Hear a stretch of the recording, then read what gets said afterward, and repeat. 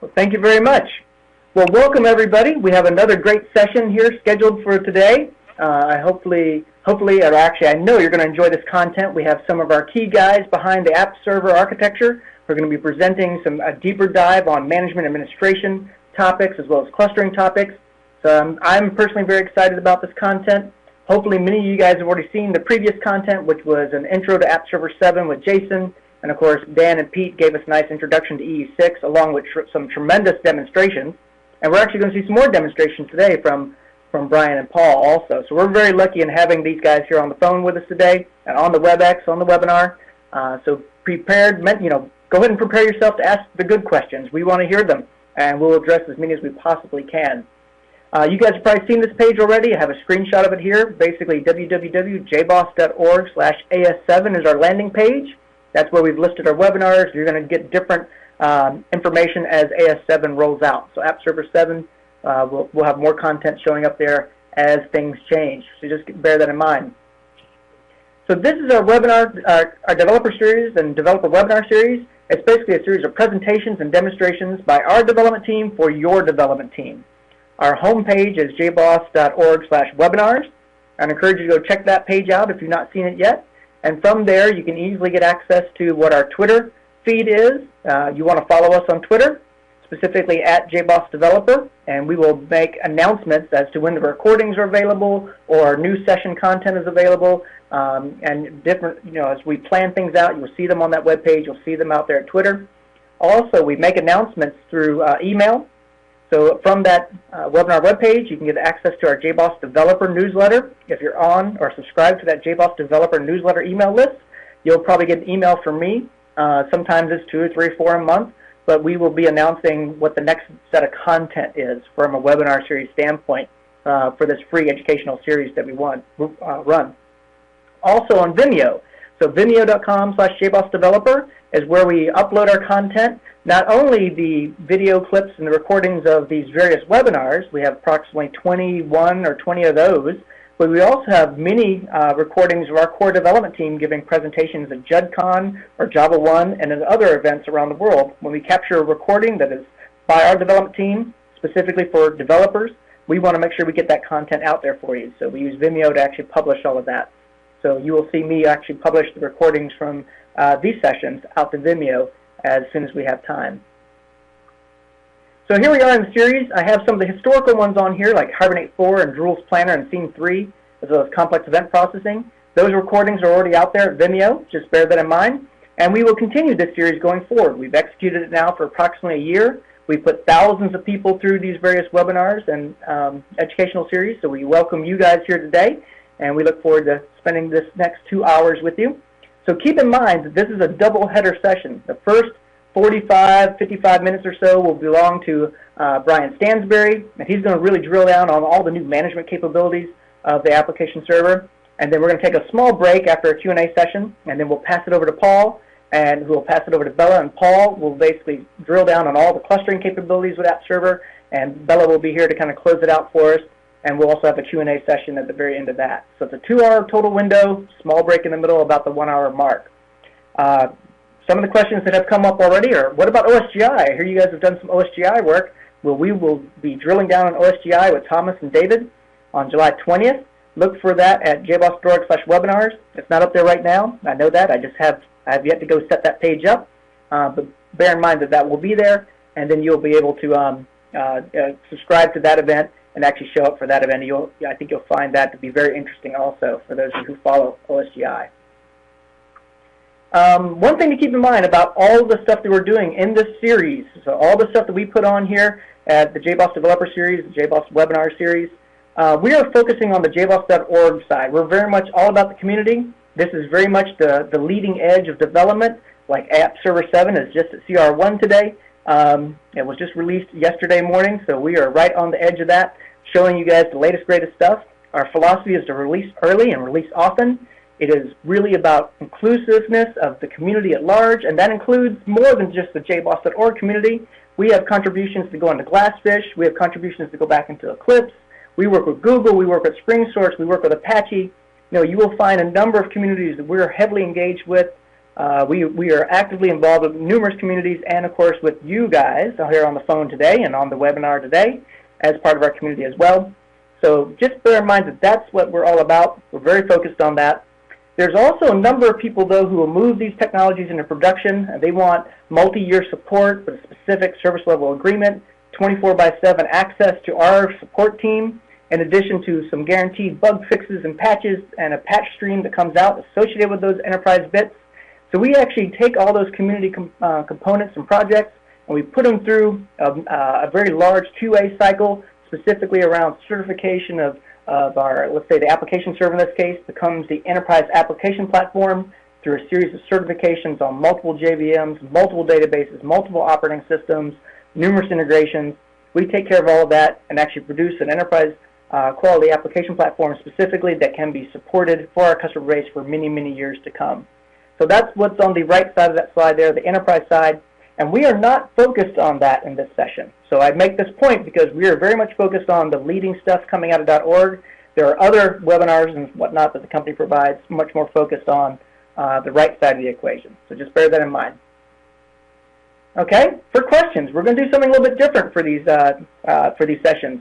If you have a question, you can put it in the WebEx Q&A panel that you see probably on the right-hand side of your screen right now. You can ask a question, and when we answer it, you will see a response come back, and your question will be published so that everybody can see it. But also, we're taking questions over Twitter. So if you're on Twitter right now, you can put in a tweet with #JBoss AS7 or #JBoss AS7. I will be monitoring that during our session, and then for the comments and questions that we get, I'll relay that back to the presenter when it's the right time. So keep that in mind that we're offering both options, and I'll make a point of that and post that out in our chat panel.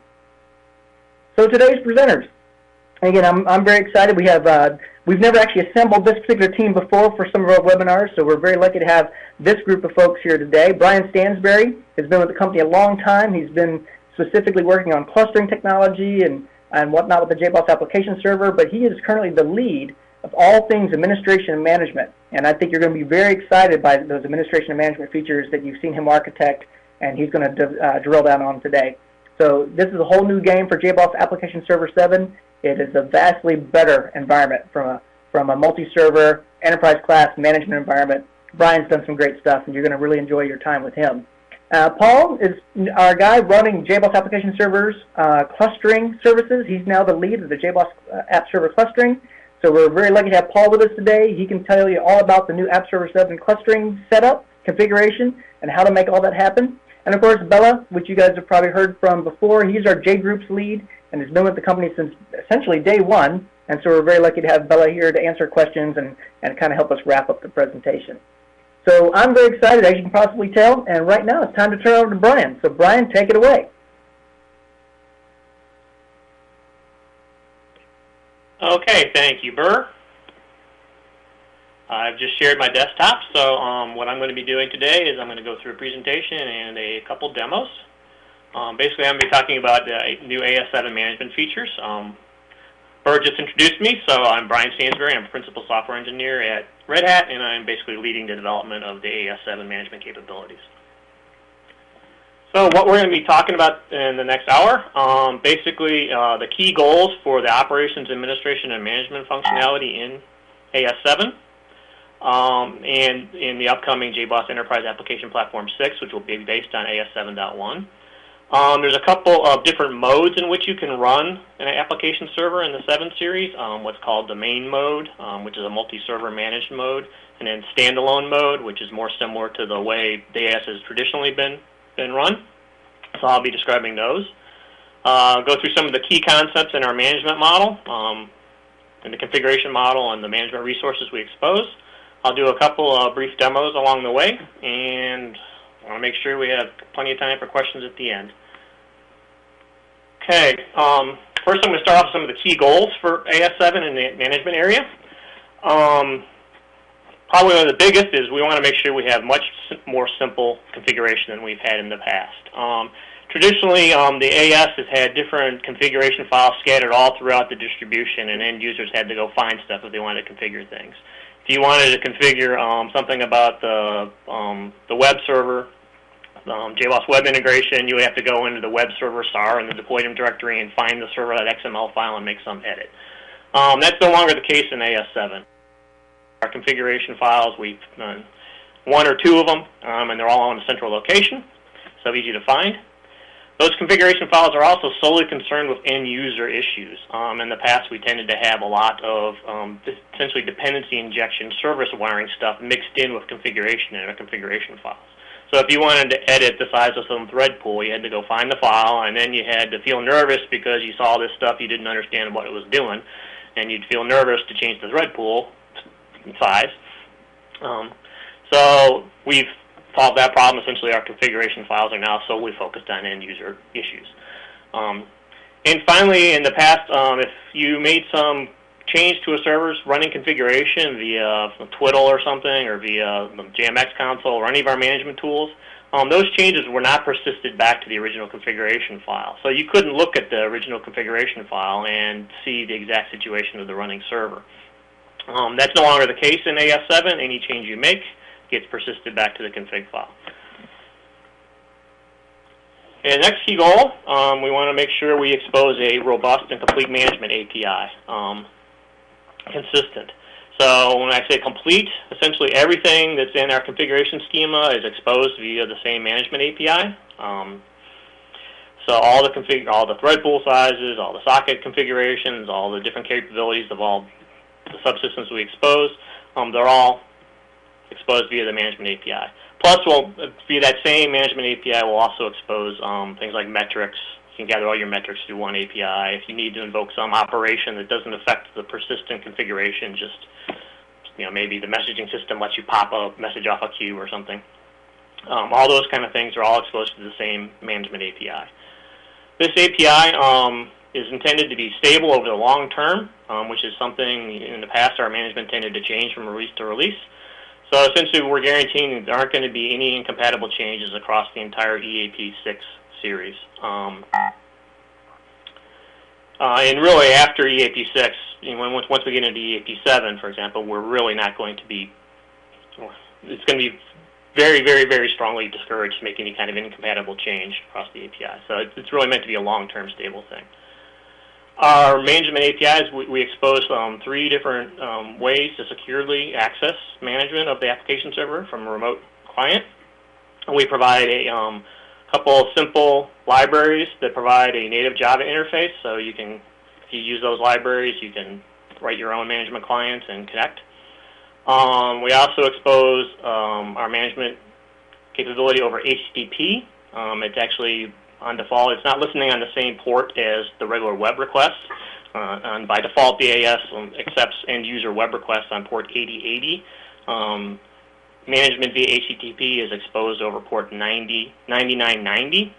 We wanted it on a separate port, so we're not by default exposing our management stuff to the internet if people don't want to do that. That interface uses JSON, so it's very REST-like. It's not pure REST, but it's very REST-like. And finally, we have a CLI, a command line interface, which I'll be demonstrating. Third key goal is we wanted to bring multi-server management to the application server itself. So in AS7, the ability to manage multiple AS server instances is a core part of the application server itself, part of the distribution. In the past, you could use external tools like John or Jopper to do multi-server management, but we've brought it into the server itself and made it a core part of the architecture. So that essentially what that allows you to do is to manage multiple servers from a single control point. That control point is something I'll talk about. We call it a domain controller. So that control point is a separate process, and it allows you to start, quiet, stop servers, roll out deployments to sets of servers, roll config changes, rollback changes if you're not happy with them, all that kind of stuff. Basically all the traditional multi-server management operations. AS7 actually provides a couple different options for how you can manage your AS instances, 2 different modes in which you can run your application server. And the fundamental question in deciding between these 2 modes is whether or not you want to take advantage of our multi-server management features that we have in EAS. If you want to have that central control point for managing multiple servers, basically you launch your application servers in what's called domain mode. And essentially in the bin directory in the AS distribution, there's a script domain.sh or domain.bat, and you launch using that script. And it will launch all the management process and all your various servers. If you want something more like the traditional way of what you just launch a single application server process and it's an independent process, you basically use standalone mode. In the same directory, you choose the standalone.sh script, and it will essentially, it's very equivalent to the run.sh script that the AS has always had, where you execute that script and it launches a single JVM process that has a single application server running in it. Whichever of these two modes you pick, you'll still get the simplified configuration and robust management API stuff I was talking about previously. So there's no loss of configuration, flexibility, or management capability. Okay, a little bit more about standalone mode. In standalone mode, every server, if you're running more than one server in your environment, each server would be independently managed, basically equivalent to AS 3, 4, 5, and 6 in the earlier EAP releases. So if you have more than one server and you want to change, for example, you want to deploy something to them, it's essentially the end user's responsibility for coordinating getting that deployment to all the servers. Okay? We don't handle that for you. You have to roll out the change yourself. Standalone mode is good for many, many development use cases, probably most. In most development use cases, you really don't have multiple servers. There's only a single server. So the developer probably doesn't want the extra complexity of having a management process, a separate management process, just to control their one single server. It's simpler just to launch the server directly. Standalone mode is also a nice option. There's a lot of enterprises that over the years have developed their own preferred tooling for managing multiple servers.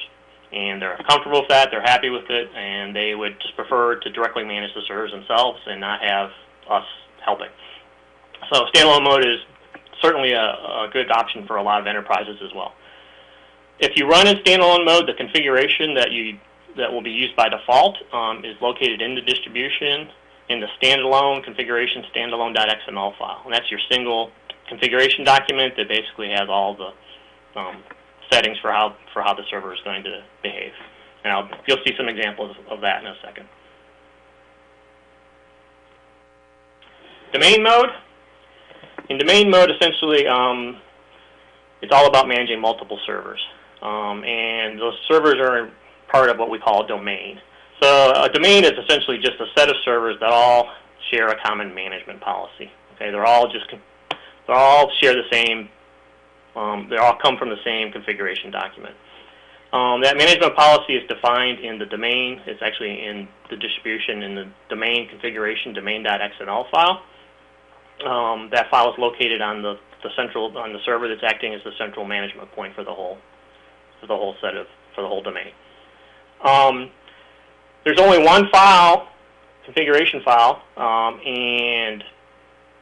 but you can have multiple different servers that can be running different configurations. So within that file, you can have different sets of configuration that what are referred to as profiles I'll talk about in a minute. You can have different profiles. You can have, for example, a profile for all of your servers in a web tier. You can have another profile for a bunch of servers that are just running messaging servers and basically handling messages. You could have a profile for a data grid tier, for example. So the servers within the domain do not all have to be running the same configuration. They're just all the configurations are coming from a central source. In domain mode, we provide a couple processes that coordinate management across the domain. Separate processes that don't handle end-user requests. They're just concerned with management. On each physical or virtual host, you have what's called a host controller, and it's responsible for the application servers on that host. And then one of those host controllers will actually be configured to act as the master, and what is known as the domain controller. And the next slide basically just shows a little illustration of a topology, a domain topology. Each of the blue boxes on this slide basically represents a physical or a virtual host. So we got 4 hosts here. On the right side, those boxes on the right are application server instances that are actually handling end-user requests. So we have 4 application server instances. 2 of the hosts are running one, and one of the hosts is running 2 of them on the same physical machine. Then each of the hosts has that host controller process I mentioned. And it's basically acting as a management control point. If you want to do management stuff, you can interact with that process. One of the hosts, host 1 over on the left, has a host controller, and it's configured to act as the master domain controller. So that's really your central configuration point for most things. If you wanted to roll out a deployment to all these servers, you would contact the domain controller and tell it to do that. The host running the domain controller can itself run servers. In this diagram, to keep it simple, I don't have it doing that, but it could.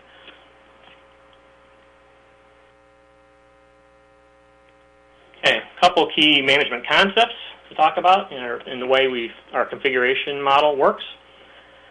First, there's a notion of a subsystem. The application server, the core application server itself, doesn't really provide the kind of stuff that end users think about. It's basically, it has a class loading layer and a service container and the management system and the ability to add deployments and stuff, but it doesn't actually handle any end user requests.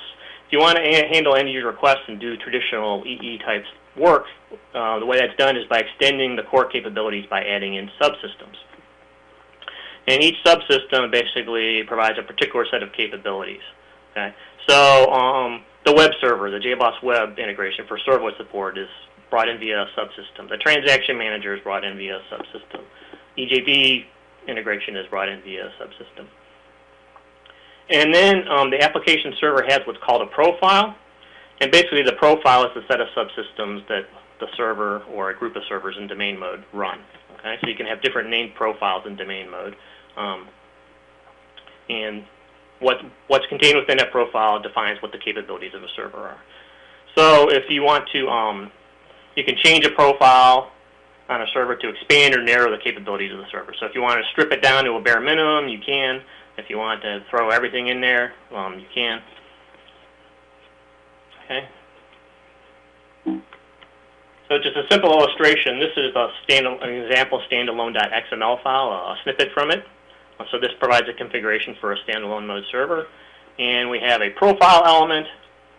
And then within that, we have a number of subsystems. And in this case, we have a subsystem for the web container integration, JBoss web integration, provides servlet support. And then we also have a subsystem for the weld integration. And weld provides our CDI support.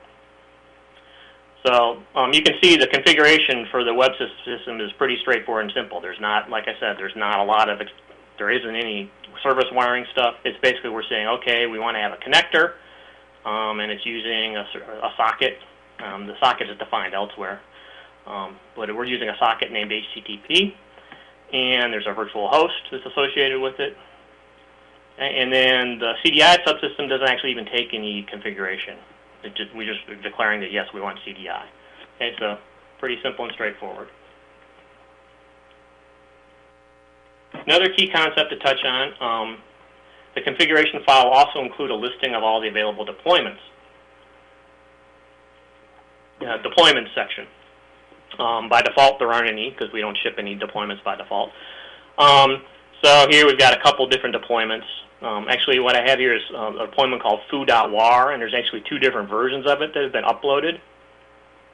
And one is enabled, and the other has enabled equals false. So essentially what that says is, okay, this deployment is known to the system, but we're not actually installing it into the runtime. It's just available for use if we wanted to use it.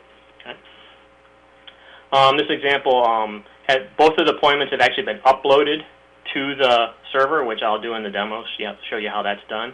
So the server is actually sucked in the content and is managing that content itself, and it's in an internal working area. And basically this content hash equals just basically tells us how to find that content. There's another option where you could actually tell it to find the deployment on a file system in a certain location, and it will go look for it will always go find the deployment in that file system location. So instead of having us manage the content, instead it's your job, and you just tell us where it is, and it's your responsibility to make sure it's there.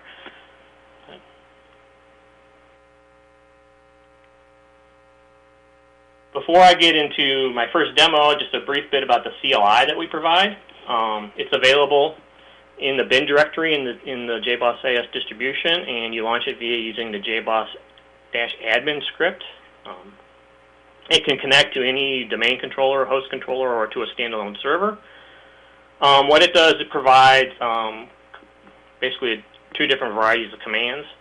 There's low-level commands where every manageable resource has an address. So if you know the address, you know the name of an operation, you know the parameters to provide, you can type all that in and you can invoke that operation. Okay. Then there's also some high-level commands for many of the convenient or common use cases, so people don't have to know the low-level syntax. They can use more high-level things. So I'll be showing a couple of those. The CLI can read commands from the command line itself, passes arguments on the command line. You could also tell it the name of a file to read, and it will just parse through the commands in the file and execute those and exit. Or it can launch an interactive shell, which is what I'll be doing next. Okay, my first demo is basically what I want to do is I want to manage a standalone server using the CLI.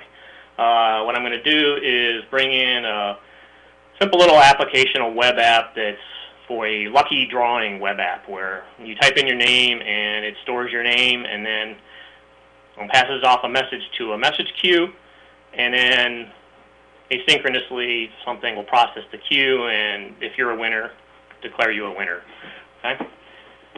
So I'm going to just show how to basically install the queue and the web app and the processor. Okay, over here on the right, I have a window from which I'm going to launch my application server. So show what's in the bin directory here. I mentioned there's a domain mode scripts to launch a domain mode. And over here we have standalone mode scripts, okay, for launching in standalone mode. So that's what I'm going to do. I'm going to use standalone mode. Now, by default, if I just hit enter now, it would launch, it would go find the standalone configuration, standalone.xml config file and use that as the config. But you could also tell it to use a different file. And that's what I'm going to do. In AS7 CR1, which is what I'm running here, our default configuration is basically a pure web profile. Doesn't have, in particular, doesn't have JMS in it because that's not allowed as part of the pure web profile spec. So instead, I'm going to use a config we call preview config, which has a preview of upcoming AS7.1 full EE compliant configuration. Okay, so basically by saying server config equals the name of another file in the configuration tier, it will use that configuration. And it launches that up. And down here, where is it? 4077 milliseconds. You can see we essentially launched a pretty close to a full EE app server in 4 milliseconds. You know, that's with me running a webinar in the background. So that's pretty good. That's one of the things we like about AS7. It boots really fast. Okay, here in another window, same directory, I'm going to use the JBoss admin.sh script to launch the CLI. And I'm going to pass a command to tell it to go ahead and connect. And you can see it's connected to localhost 9999. Port 9999 is the default port for which we listen for our native Java application management interface. I could have told it a different IP address and port, but in this case, the default is fine. Now, all of the management stuff in AES is organized in a tree. So the CLI lets you maneuver through that tree using a lot of typical CLI or file system browser type syntax. So in this case, what I want to look at is the JMS subsystem. So I want to maneuver into that subsystem. So CD and then start typing sub. And I hit tab, then it'll give me tab completion, and I want subsystem equals messaging. Okay, so that's the address of all the stuff, all the configuration for the messaging subsystem. Now I want to type a command there. And what I want to do is I want to read resource, which will basically expose all the information about the messaging subsystem. And I want to say recursive equals true. That means I want to see the child resources underneath this one. And you can see it provides all sorts of information about the subsystem. Down here at the end, you can see there's a couple queues queue and a topic that are deployed. Now what I'm going to do is bring up a file browser over here. This is actually the file that I'm running, the configuration file for the process I'm running. And I'm going to go find here's the messaging subsystem configuration. And I scroll down, and you can see JMS initiations, test queue, test topic. So it's basically the same information, just one's in XML format and the other's not. Okay. Now what I want to do with the CLI is I actually want to install a new queue, and I want to install an application, and I want to do those things atomically, so that if there's a problem with one, they'll both be rolled back. Okay. So what I'm essentially doing is executing a set of commands in a batch. So to do that, I type batch, and then my first command is add JMS queue, and then name queue demo. Okay. My next command, I'm going to do the deploy operation to deploy in a web app. So deploy, and then I just start typing a file system location, and use tab complete, and it fills it in nicely for me. Okay, and then run batch. We'll actually execute the commands. Okay, if I go back over to my server, you can see over here it deployed luckywinner.war. So you see the messages that actually deployed those things. Bring up a browser here, and I'm going to go to localhost 8080. Bring up the Lucky Winner app, and this is, enter your name, and it's going to store my name. Kind of trivial little app. It stores my name in a database and sends off a message to the queue I deployed. Okay, so enter a few names. Now going back to the CLI, I hadn't actually deployed the application that actually processes the queue. So I'll go ahead and do that. The JMS drawing is a little star that has an application in it.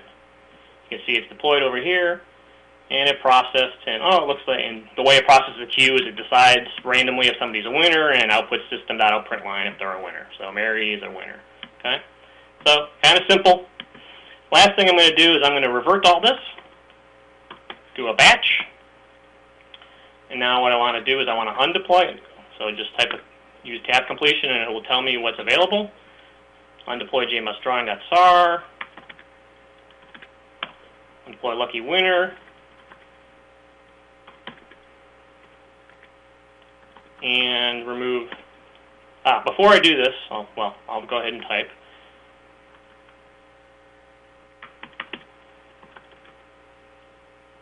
Okay. Before this, I want to show the config file again.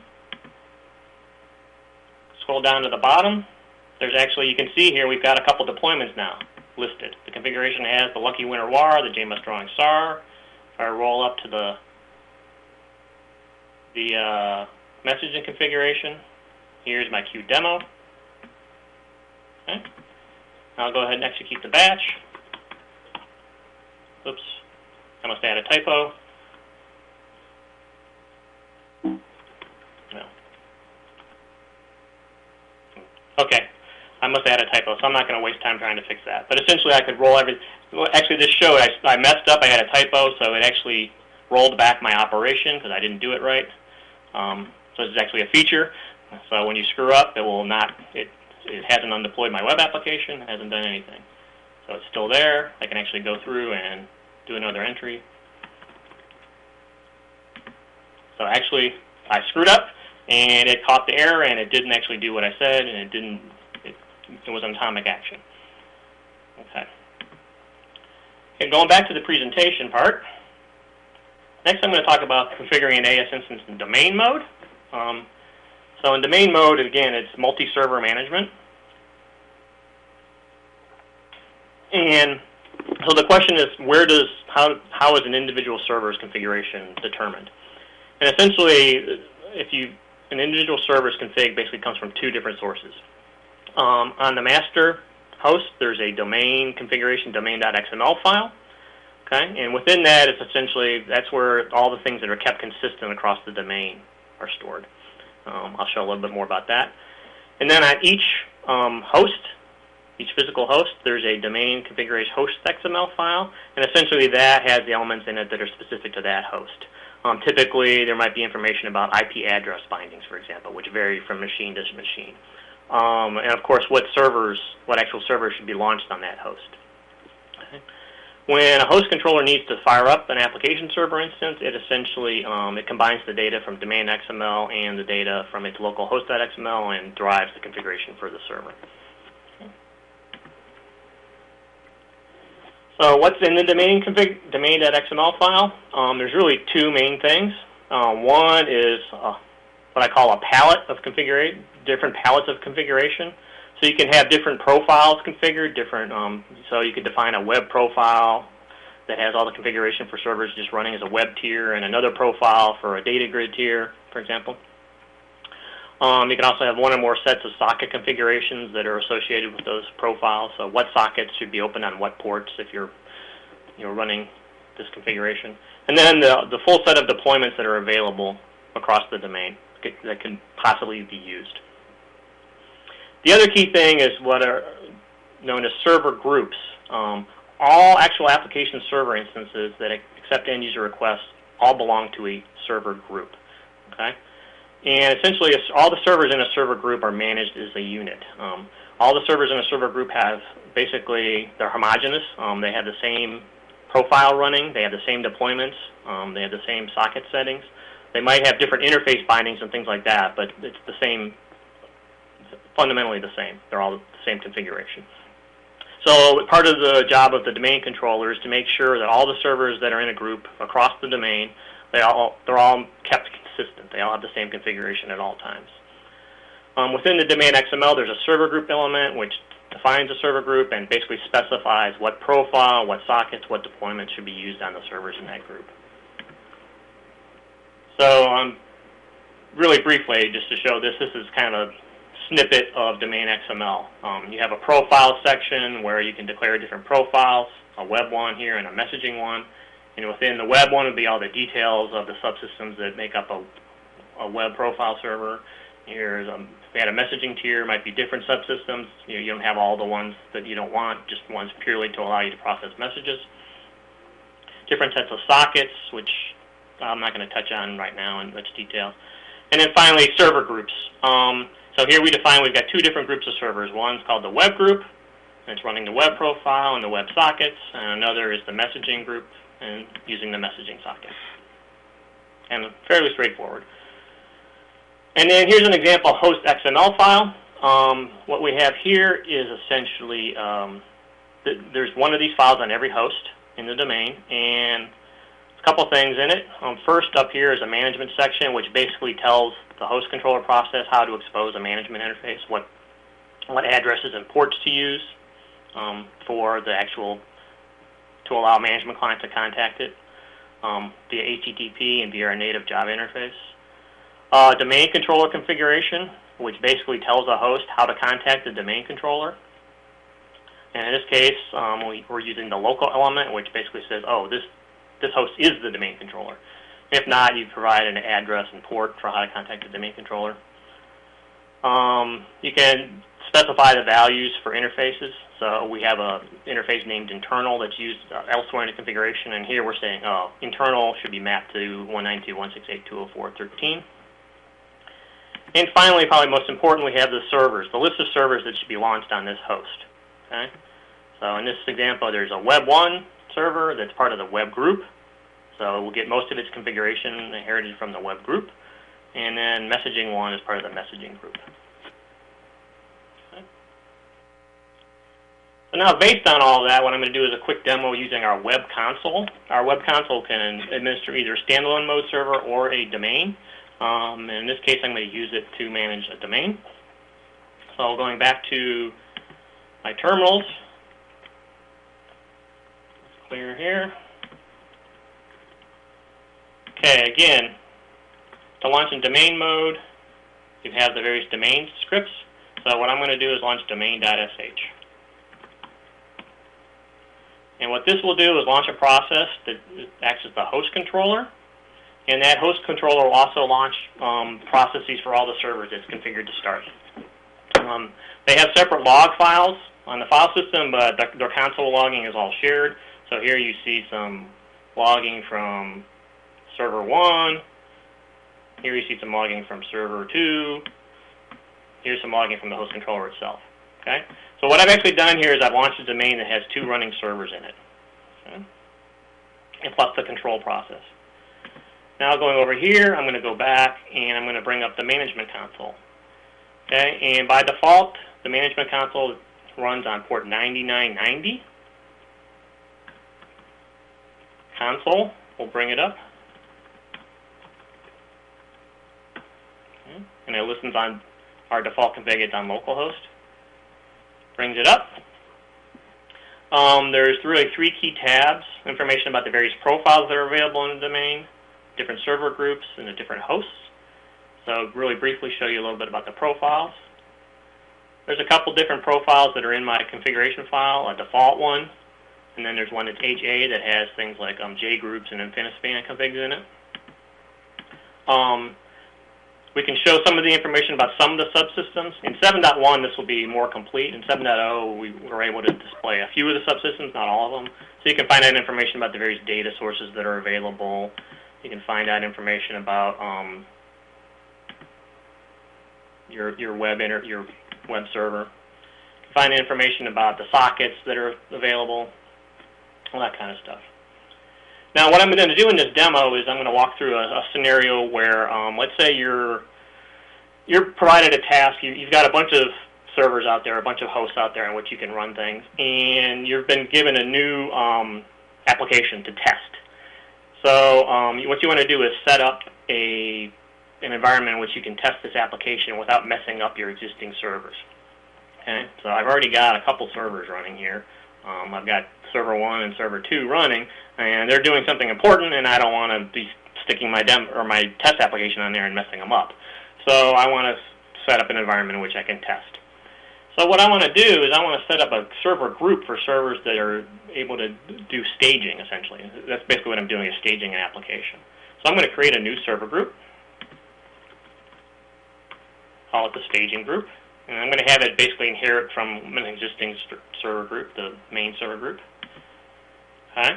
Now what I want so I've created the server group. Now what I want to do is I want to associate my new deployment with it.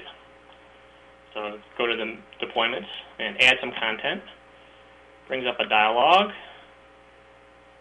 file chooser, and so I choose test.war. That's my new content that I want to test. Yes, I want to do that.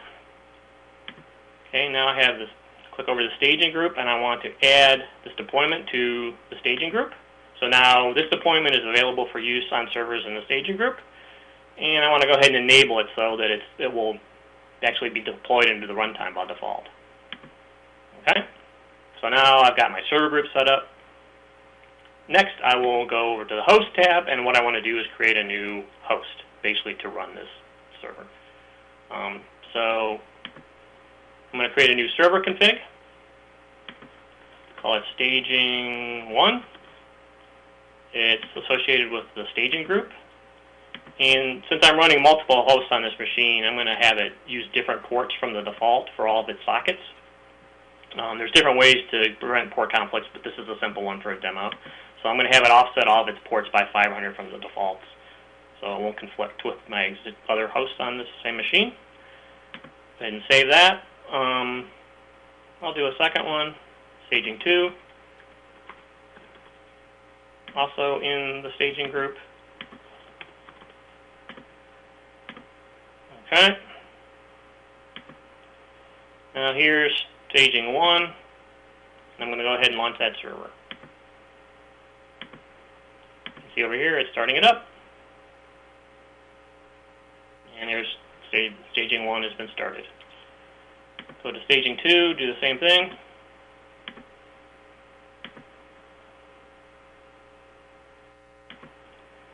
It started. And last, I'm going to go ahead and open up a new window and go over to prove that my application is there. since I told server staging 1 to offset its ports by 500, it's listening for web requests on port 8580, and boom, it's a simple hello world test application. It seems to pass the test. So yes, I actually did really deploy the application. And it's also there on the other server, staging 2, which is listening on port 8680. Okay, so that's that demo. Just to wrap up the presentation part, AS7.0 CR1, the White Rabbit release has been released. I believe that was yesterday, early in the AM. So we're very excited about that. So we're moving rapidly towards getting 7.0 final out there. So please download it, check it out, give us feedback. The more feedback we get, the better. You can get it at jboss.org, JBoss AS downloads page. Even better is help us code it. So we use GitHub for the JBoss AS7 development now. So if you go to github.com, JBoss AS, you can find the AS7 project there. So that pretty much wraps up my presentation. So I'm at this point ready to turn it over for Q&A. That's fantastic, Brian. And you can stay shared because there might be a question that relates to something you have up on screen or another slide you want to fall back to or a configuration file you want to show. We have let's take about 10 minutes to get as many questions and answers in as possible. There's one that comes up pretty often, both in the earlier session we ran and now I see it here again, is that domain controller. What are the HA considerations for the domain controller? Is it clustered? What happens if it dies and goes away? What are your answers for that? Sure. It is not an HA thing. At some point in the future we may make it HA, but here's essentially why it hasn't been a fundamental priority.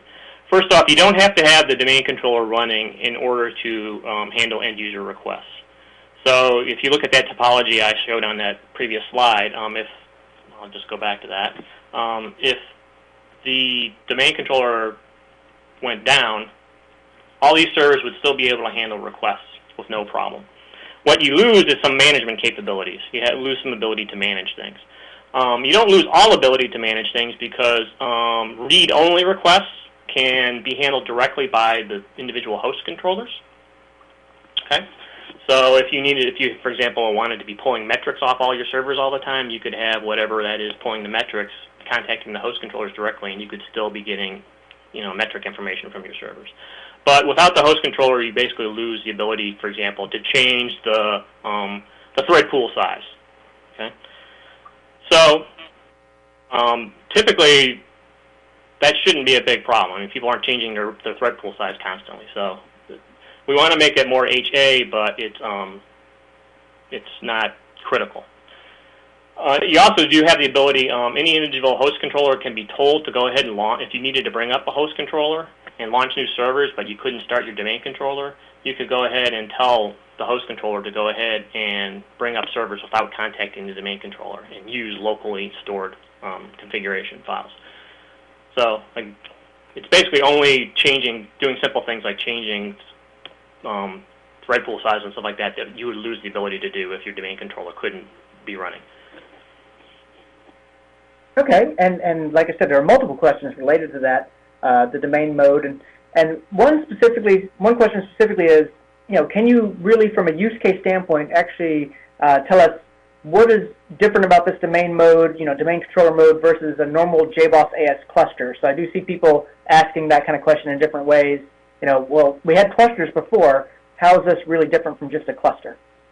Okay, good. That's an excellent question. First off, just to touch on an important point, I kind of deleted a slide for time worries, but if you're running in standalone mode, you can absolutely have HA clustering the same way you always had in the earlier JBoss AS releases. So standalone mode versus domain mode is all about management. It's not about the capabilities of the subsystems that are deployed. So if you deployed a distributable web app and your profile was set up such that it had the JGroups and InfiniSpan subsystems in there, you could have HTTP session replication in standalone mode just as you always had in individual AS. So what domain mode is all about essentially management. In the past, you could have an AS7 cluster. And really the only management capability that we provided that came as part of the AS itself is what was called the farming service, where you could drop a file on one, in a directory on one server, and it would push it out to all the others and hope it worked. And I emphasize hope it worked, because if there was a problem deploying that WAR on one, it would still be deployed there. The WAR would be deployed simultaneous, perhaps, on all servers. So you might end up taking a 100% outage because that application is being simultaneously being upgraded on all servers. So it was that was the only multi-server management we provided. So if you ever wanted to do anything like roll out a deployment to multiple servers or roll out a config change on multiple servers, you were essentially responsible for doing all of that yourself. With AS7, through that domain controller process, you could tell it, I didn't really emphasize this in the demo, but you could tell it to go ahead and roll things out to one server and a server group at a time, or roll it out to this server group and then to another server group in series. So it's much simpler, and if it fails, to roll back, so that you don't end up taking all your servers, leaving them in an inconsistent state or an unable to serve request.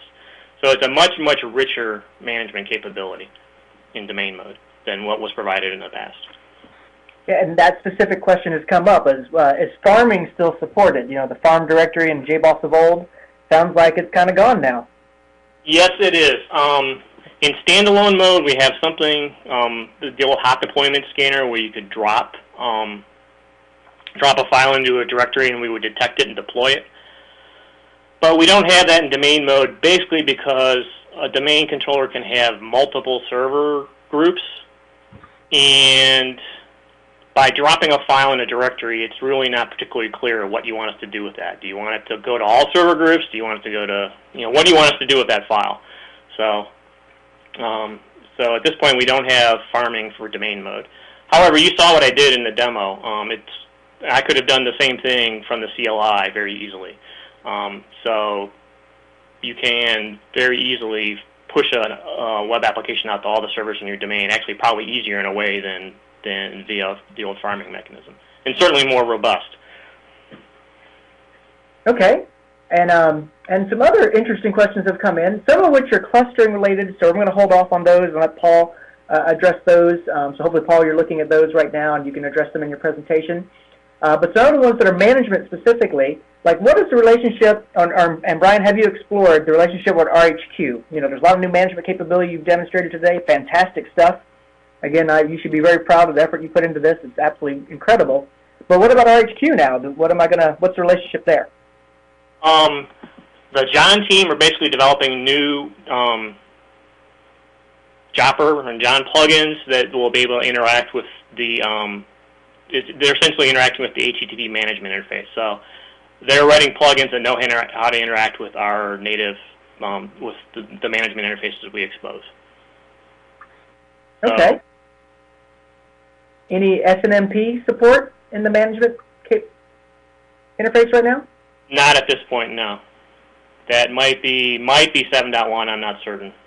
We'll see how 7.1 goes. And here's an interesting one: is there any ability to interleave batches? For instance, if two people are both creating batches simultaneously, is there any kind of support for that? When I was doing that from the CLI, so that's a client, so it's clueless. When you start a batch, it does not know that somebody else is on another process starting a batch. Now, what will happen is the main controller will ensure that those are executed in series, so they will not be concurrently executing.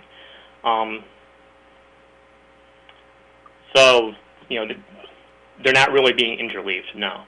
The domain controller will ensure that they happen in series. Now, there could be a problem. You have to ensure that you're not making conflicting changes at the same time. If one changes something and then the other one runs after it, assuming the previous state was still there, there might be a problem executing those commands, in which case the operations by default roll back. We've had a couple good questions related to patching process. What thoughts do you have around the patching process, for instance, when a new, and this is mostly related to the Enterprise Application Platform in the future, because that's really where the patches roll out. But what are your thoughts about, taking a new app server patch into my environment? How do those files get distributed? How do they get applied to the running servers, etc.? Yes, what we're going to do, this is actually, we had a phone conference about this yesterday, is the major topic for effort over the next few months. We're going to be providing a patching tool, and actually within the application server itself, there's a modules directory in which basically all the binaries are stored. And we're going to add essentially the ability to have overlay directories, separate directories, where basically new binaries for a patch can come in. And essentially we'll tweak the path for the application server such that it will look at those patch binaries before looking at the default ones. So I mean, that's, by changing that path, that covers, and essentially what the tool will also help you push those binaries out to all the servers in your domain. So most patches are basically involved binaries. Relatively few actually involve configuration, particularly relatively few involve end-user configuration. If there's end-user configuration involved, then the patching tool will essentially know how to speak to the domain controllers and the host controllers to roll out the necessary configuration changes. So that's going to be a major focus of effort over the next, between now and when EAP 6 goes out, because that's a critical feature for EAP 6. Okay, and then one more question, and then we're kind of out of time for this portion, but we'll go ahead and handle this one. And then, Brian, if you don't mind, after we're taking our break and when Paul's on stage, maybe you could also look through the Q&A panel and ask some questions. But one specifically related to this slide, related to host 3. So they're looking at host 3 here. They see the host controller. They see the 2 servers. Is that 3 separate operating system processes? Yes. Yes, those are 3 different separate processes. Pretty straightforward. And one word on roadmap, there were a few questions related to EAP. This App Server 7 and App Server 7.1, which comes out in the fall, those are your core ingredients going to EAP 6, which is a deliverable towards Q1 or the beginning of 2012. So just keep in mind that we do have a few more steps to make, including the JBoss 7 final bits will go out the door here in the July timeframe, right, Brian? Yes. Yes, the CR is released, and so we want the final should be fairly shortly. Fairly soon, and then we have the 7.1, as Brian alluded to and Jason talked about earlier in his session, and then of course EAP 6 comes after that, based on what we mentioned earlier. So Brian, absolutely fantastic. Thank you very much. You can exit the desktop share now, and like I said, you can then see the Q&A panel, and there might be a few other questions you want to specifically address. Please feel free to do so. Your responses will be seen by everybody with that question that was asked, if you answer it from a text standpoint. And so what we're going to be doing now is we're going to take a short break. Paul is going to be coming up here in a few moments, but we're going to give everybody a chance to run out and grab a cup of coffee, or if they have to take a bio break, this is now the moment of time to take a couple of moments and go do that. We're also going to try to find a way to get Bella on the phone. He seems to have dropped off. We might be able to make that work here. But right now, go take a few-minute break. We'll be back on in about 4 more minutes.